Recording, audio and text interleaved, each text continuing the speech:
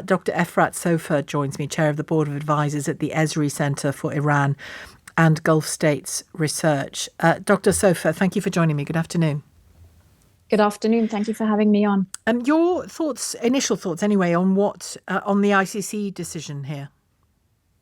My initial thoughts is I'm absolutely baffled that a prime minister, democratically elected prime minister of Israel, is being put on the same platform as Yahya Sinwar, who is the head of a proscribed terrorist organization. I think that underlines how this action under the International Criminal Court is politically motivated, and that the West shouldn't fall for these kinds of political ruses.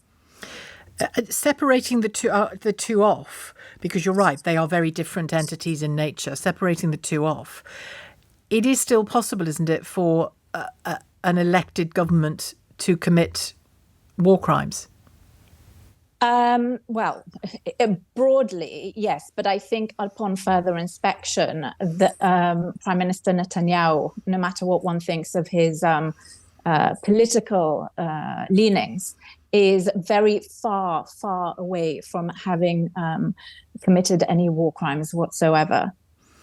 It's worth saying, isn't it, that this investigation by the ICC was part of an investigation that predated October the 7th. Obviously, October the 7th and its impact has been brought into its remit. It's important to say that, isn't it? Yes. Thank you for commenting on that. I'll keep that brief because I know we invited you on to talk more about Iran and these events over the weekend. President Raisi and the foreign minister dead in that helicopter crash. Where does this leave? Because it's a strange power structure in Iran, isn't it? I mean, as I understand it, President Raisi was, in a sense, in line for the top job, supreme leader. So presumably there'll be lots of jockeying now, will there, for that? There is indeed. And it's a bit of a tale of palace intrigue that we have here within the Islamic regime, where number one in the pecking order is the supreme leader, Ali Khamenei. Raisi, the president, was number two. So he was responsible for executing Iranian policy, and the supreme leader was called the actual policies. And the supreme leader is in his late 80s, and there is a race for succession now. And so the two main contenders were Raisi, who is no longer with us, and Mojtaba Khamenei, the supreme leader's son. And so now, if we can see and we can make whatever kind of interpretations we want to out of that, is that Mojtaba does not have any rivals anymore. And it's been interesting. I mean, my only knowledge of it since the weekend has been through social media of what I'm about to talk about. And you may be able to add some I'm sure you will be able to add wider context to that. Seeing lots of women in Iran celebrating, sometimes with great humour, actually, celebrating the helicopter crash because of the obvious oppression against women in Iran, of which Raisi was a very confident exponent, wasn't he? Exactly. And so we've seen the women's movement has been very, very powerful, at the very least in the past 2 years. And I've watched developments in Iran, especially being led by the women overnight and 2 years before that. And the reason why the women are rejoicing is that Raisi, who's also known as the Butcher of Tehran, was responsible for calling for the killing and maiming and raping of countless women within the Mahsa Amini protests and before that. And so, yes, it is the women who are breathing a huge sigh of relief here. I mean, Raisi is estimated has the blood of about 30,000 Iranians on his hands. And for people who might have forgotten Mahsa, what happened to her was that she was arrested for not supposedly wearing the right clothing and was beaten in custody and died a short time later.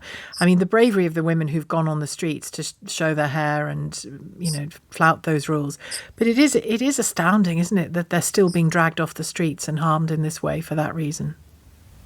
It is astounding. And overnight, there were diktats issued out by the Islamic Revolutionary Guard Corps inside Iran, warning Iranians and Iranian women they were warning them that all social media, all information was being carefully monitored. And a question may arise, why should we in the UK care what's going on in Iran?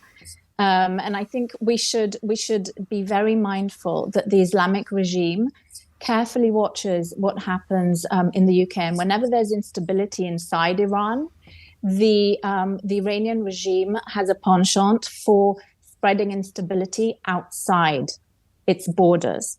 And we've seen, as the MI5 has warned, as Tom Tugendhat warned, respectively in 22 and 23, is that the Islamic regime has been conducting plots and has been mapping dissidents within the United Kingdom. And so this is a danger that we should be aware of. And that's why it's important for our listeners and for us as British citizens to follow closely what is going on. Going back to the helicopter crash, is there any suggestion, or from what you know of the regime and the pressures within it and outside of it, is there any suggestion that this might have been a deliberate act? So a tampering with the helicopter, or who knows? But was there any internal suggestion that he might be bumped off, so to speak? The only explanation, so to speak, that I've heard of representatives of the Iranian regime and Iranian academics has been blaming the United States for its sanctions and saying that this is the reason why the helicopters weren't equipped with up-to-date equipment. Right. But one would argue that the Iranians have been really adept at drone technology, at missile technology. So it's a bit far-fetched to think that they're technologically deprived in that way. And also going back to what you were saying there about, why we in Britain should be concerned about it. I think at some level, at quite a central level, what we're seeing in Gaza and Israel is as much as anything about Iran and America, isn't it? We are. So you're quite right in saying that there's a much bigger regional context here, where it's not just Iran and America, it's Iran with Russia, possibly China as well, and the West.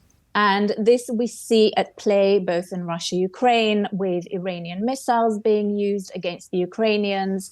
It is, you're absolutely right in saying that this is a big, complex puzzle over here. And we've also seen it with Iranian proxy activity, that Iran has been sponsoring Hezbollah, Hamas, and the Houthis, which is why we should also be very concerned. Thank you very much indeed, Dr. Efrat Sopher, for speaking to me today, Chair of the Board of Advisors at the Ezri Center for Iran and Gulf States Research.